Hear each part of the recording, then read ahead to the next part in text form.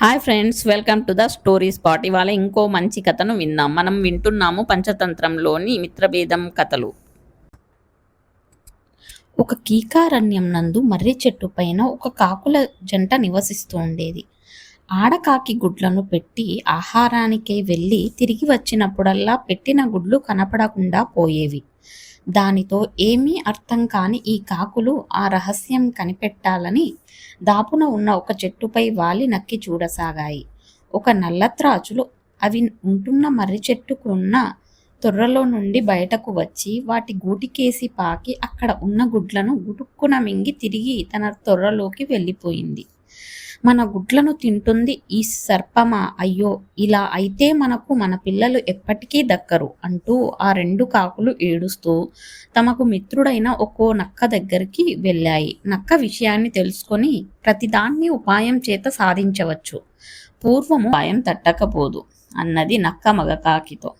నక్కకు కృతజ్ఞతలు చెప్పుకొని అక్కడి నుండి తమ నివాసం వైపుకు బయలుదేరాయి ఆ రెండు కాకులు. వాటికి ఒక చోట కొందరు స్త్రీలు కొలను స్నానం చేయడం కంటబడింది. వెంటనే మగకాకి మెదడులో ఒక ఆలోచన కలిగి క్రిందకు దిగి ఒడ్డున ఆ స్త్రీలు విడిచిన ఆభరణాలలో ఒకటి నోట కరుచుకుంది. దీనిని చూసిన స్త్రీలు, అయ్యో, కాకి మా నగను ఎత్తుకుపోతోంది అంటూ అరిచారు. వారి కేకలు విన్న భటులు కొందరు కర్రలు పట్టుకొని కాకి వెంటబడి తరమసాగారు.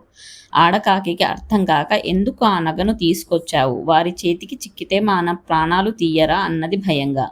దానికి మగకాకి నవ్వుతూ, నేను వారి చేతికి చిక్కకుండా సర్పాన్ని ఎలా చిక్కేలా చేస్తానో చూడు అన్నది.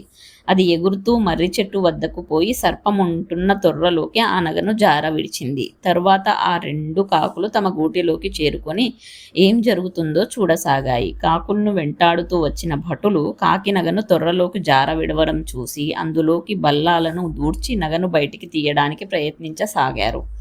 తొర్ర లోపల ఉన్న సర్పానికి ఆ బల్లాలు గుచ్చుకోవడంతో అది బుస్సుమంటూ బయటకు వచ్చింది. ఆ సర్పాన్ని చూసిన భటలు తమ వద్దనున్న కర్రలతో సర్పాన్ని కొట్టి చంపి తమ నగును తీసుకొని వెళ్ళిపోయారు. ఇదంతా చూసిన కాకులు తమను పీడిస్తున్న సర్పం పీడ విరగడవడంతో ఎంతో ఆనందించాయి. ఈ విధంగానే ఉపాయంతో అపాయం నుంచి ఎలా తప్పించుకోవాలో చూశారు కదా ఫ్రెండ్స్.